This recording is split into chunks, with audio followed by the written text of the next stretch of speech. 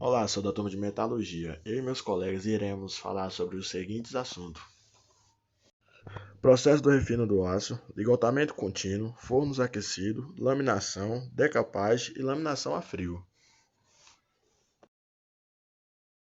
Os componentes do grupo são eu, Jackson, Rairan, Nayane, Gabriel, Diego e a Fernanda. Irei dar início falando sobre o processo de refino do aço. Como é feito o processo do refino do aço? O ferro gusa é levado para a serraria ainda em estado líquido, para ser transformado em aço imediatamente à queima de suas impurezas e adições. O refino do aço se faz em fornos de oxigênio ou elétricos. Daí vem a pergunta: o que é refino do aço e aonde começa? Vamos lá que eu vou lhe explicar melhor. O refino primário acontece no convertedor, onde o ferro gusa geralmente é adicionado à sucata de aço e transformado em aço. Nessa fase são removidos o silício, o manganês e principalmente o carbono. No refino secundário são feitas as correções mais superficiais. Meu colega Rairan irá dar continuidade com o assunto ligotamento contínuo.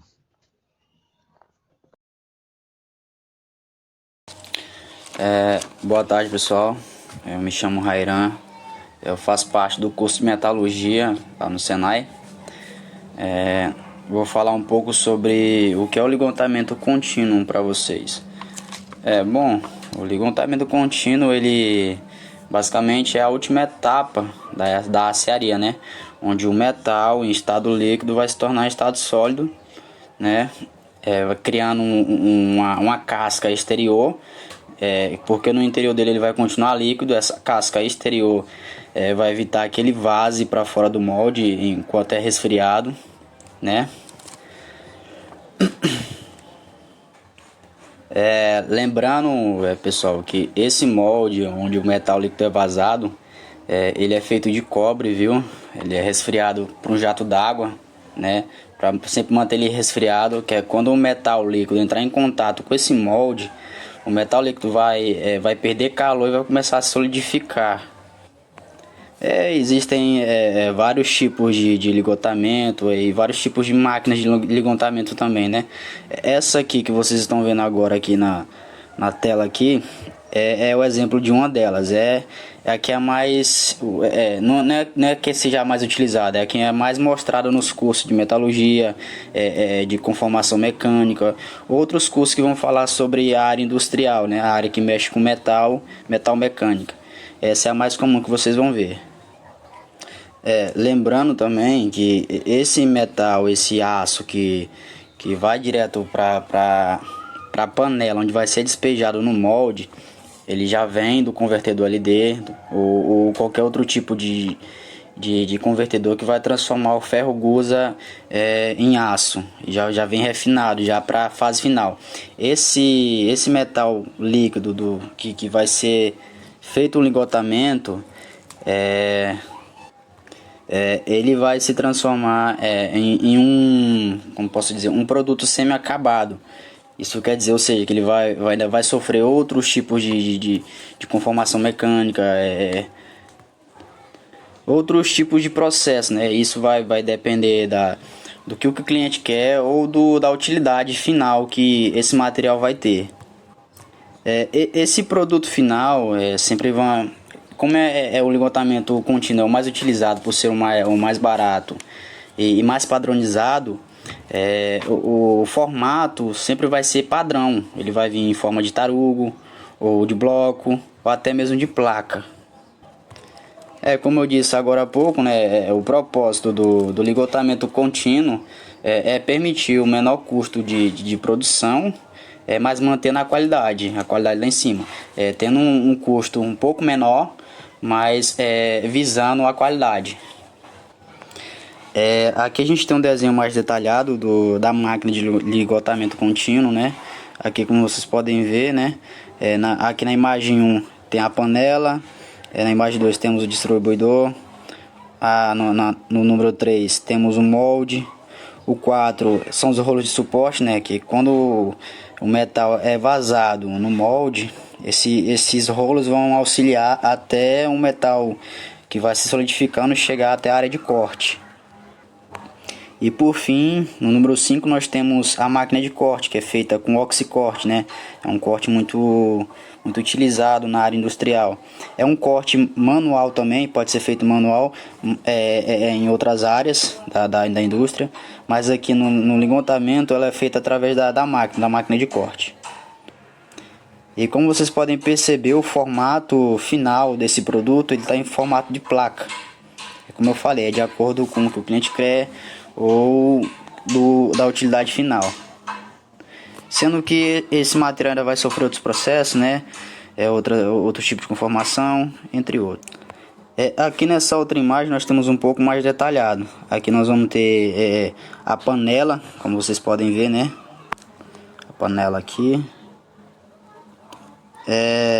Essa torre giratória, aqui, ela vai servir para mudar as panelas de lugar quando uma esvaziar, para sempre tá movimentando, para a produção sempre estar em alta. Quando uma esvazia, ela gira automaticamente, liberando mais metal líquido no distribuidor. E esse distribuidor ele vai distribuir nos moldes, né?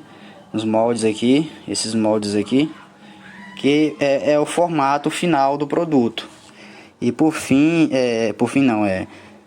os moldes vai ter os osciladores. O oscilador vai servir como vai vibrar os moldes para que o metal saia, como eu posso dizer, saia sem dificuldade, né?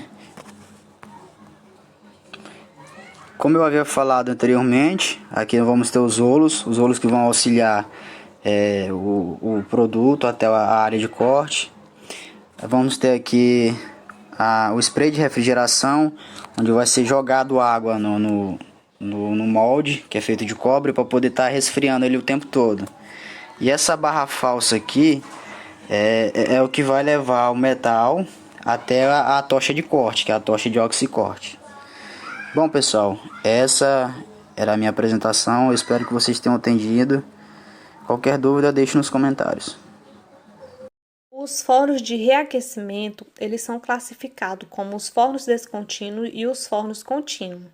Os fornos descontínuos são aqueles em que o material a ser aquecido é carregado e permanece estacionado sobre a soleira até atingir a temperatura de laminação ou forjamento. Algumas vezes é comum virar-se os blocos ou ligotes a fim de homogeneizar o aquecimento. As vantagens dos fornos descontínuos são permitir o aquecimento de vários tipos de aço ou dimensões diferentes, podem operar a temperatura mais elevada do que um forno contínuo, tem possibilidade de misturar de peças de aço diferentes dentro de um forno menor, e também sem despesas adicionais para esvaziar o forno no fim de um programa de aquecimento. As desvantagens dos fornos descontínuos é o elevado investimento por tonelada de produção, baixa eficiência da soleira, maior quantidade de pessoal necessário para operar o forno, o comprimento das peças também é limitado. Os fornos contínuos são fornos que possuem, em geral, várias zonas de aquecimento em seu interior. O material é carregado em uma extremidade, sendo forçado a caminhar pelo interior do forno pela ação de empurradores ou viga. O material normalmente é descarregado pela outra extremidade do forno ou por uma porta lateral por meios mecânicos. Nos fornos contínuos, tanto a carga como a descarga se realiza de maneiras periódicas durante a operação. Como vantagens, podemos citar a elevada produção, a menor quantidade de mão de obra por tonelada aquecida, menores custos de depreação e manutenção por tonelada aquecida, e, no caso de várias zonas, o melhor controle do ritmo de aquecimento. E como desvantagem, temos a falta de flexibilidade no atendimento de pequenas encomendas ou diversos tipos de aço. Os lados do material devem ser planos para evitar empilhamento de peças na soleira. Maior custo para esvaziar o forno na reparação ou no final de um programa de produção. Excesso no caso de vigas caminhantes. O esvaziamento do forno em caso de acidente é muito trabalhoso, provocando grande perda de tempo. E também maior perigo de haver mistura de peças de diferentes aços dentro do forno.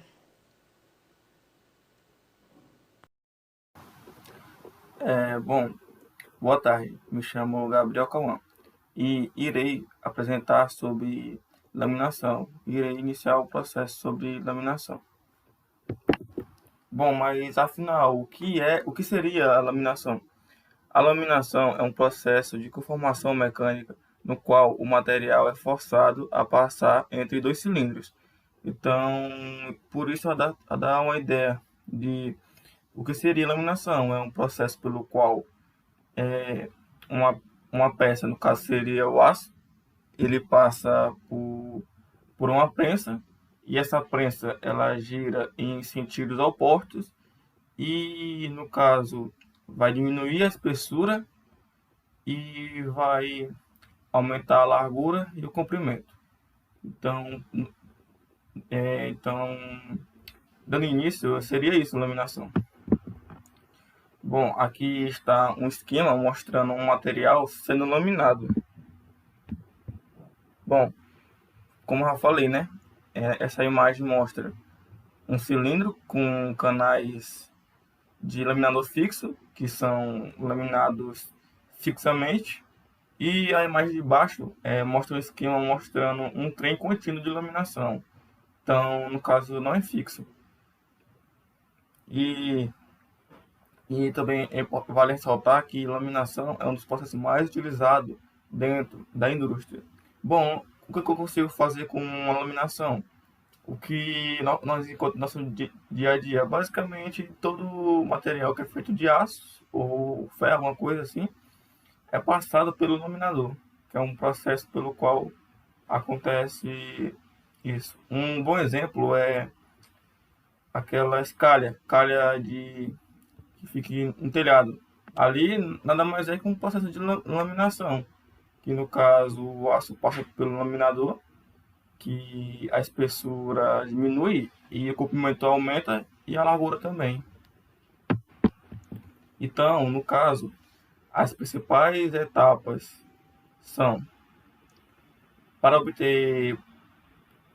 principais etapas são preparação do material inicial para a laminação, aquecimento do material inicial, laminação a quente, acabamento ou tratamento térmico, caso de ser produto final, a decapagem, a laminação a frio, caso seja necessário, tratamento térmico e acabamento e revestimento. Bom, então isso foi uma apresentação sobre laminação, e espero que, do fundo do coração, que tenha entendido o processo de laminação. Bom, dando continuidade ao conteúdo da apostila, sei que podem estar entediados, mas vamos aguentar mais um pouco, né, gente? Então, se estão gostando, vai dando seu joinha, se inscreva no canal e comenta também, tá bom? Então, eu vou explicar um pouco sobre laminação a frio. Sei que vocês devem estar pensando, de novo sobre laminação? Não, gente. Eu vou falar resumidamente e especificadamente sobre laminação a frio. Bom, o aço laminado a frio acontece quando a laminação do aço é feita na temperatura ambiente ou próxima a ela. Esse tipo de laminação envolve bobinas, laminadas planas e produtos laminados. Nesse tipo, há mais processamento do aço do que da laminação a quente. Isto porque é necessária mais pressão para tomar forma, como vocês podem estar vendo nessa imagem aí, gente. A chapa ela vai passando e vai criando forma. Já nessa próxima imagem, no esfriamento dos cilindros, uma considerável quantidade de calor é gerada na tira e nos cilindros de trabalho pelo atrito e pela deformação plástica do material.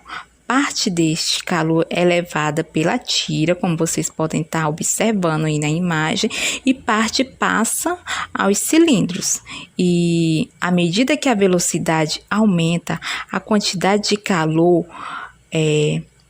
passando aos cilindros na unidade de tempo também aumenta. Quanto maior a velocidade, mais vigoroso deve ser o resfriamento. No caso de chapas de aço comum, pode-se usar óleo solúvel contendo 90 a 95% de água. No caso dos aços ligados, a mistura de óleo solúvel e água mancha a tira. Deve-se então usar um óleo mineral ou orgânico para que isso não ocorra. Imagina, gente, o prejuízo manchando essas tiras.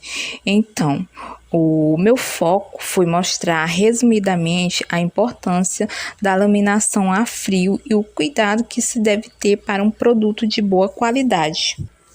Se gostou do nosso vídeo, dê um joinha e comenta também, tá bom?